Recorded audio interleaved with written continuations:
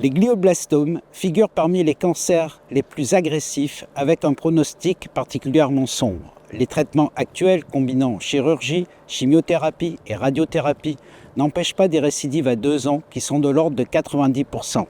Ceci dit au caractère chimio- et résistant des cellules souches de glioblastome ainsi qu'à leur caractère très invasif. Dans le cadre du projet ECOSNOR, notre étude était d'évaluer les propriétés antiprolifératives et antimigratoires de composés inhibant spécifiquement HDAC8 ou multicibles dirigés contre GPR30 et BCL2. Au cours de ce projet, plus de 50 nouvelles molécules ont été modélisées, synthétisées et caractérisées, ciblant GPR30 et BCL2 comme prévu initialement. Une nouvelle cible, le récepteur bêta aux œstrogènes, a été inclus. Enfin, HDAC6 s'est avéré être une cible plus pertinente que HDAC8. En effet, les tests biologiques publiés soulignent la pertinence de cibler HDAC6, un enzyme notamment impliqué dans la dynamique du cytosquelette nécessaire à la migration cellulaire.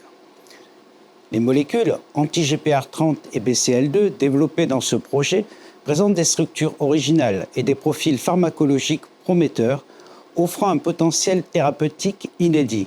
Nous avons pu mettre en évidence qu'un composé présente une activité antimigratoire sans pour autant avoir un effet antiprolifératif fort. Ce projet a abouti à un dépôt de brevet, à 6 publications scientifiques, 5 thèses, dont 3 déjà soutenues, et 2 mini-symposiums. Pour approfondir ces résultats, nous avons en cours une thèse en cotutelle financée par le CONACYT et l'ambassade de France à Mexico. L'objectif est de concevoir, de repositionner et d'évaluer de nouvelles molécules anti-HDAC6 et d'en explorer les mécanismes d'action.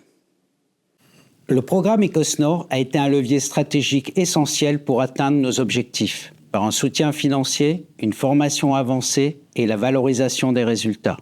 Enfin, ECOSNOR a jeté les bases d'un partenariat durable entre l'École supérieure de médecine de l'Institut Polytechnique National, le CNRS, l'Université de Bordeaux et Bordeaux INP. Il ouvre des perspectives prometteuses en facilitant le développement de nouveaux projets collaboratifs, en nous positionnant stratégiquement pour répondre à d'autres appels à projets, qu'ils soient nationaux ou internationaux. En conclusion, ce projet illustre l'impact de la recherche collaborative sur des problématiques complexes comme le glioblastome.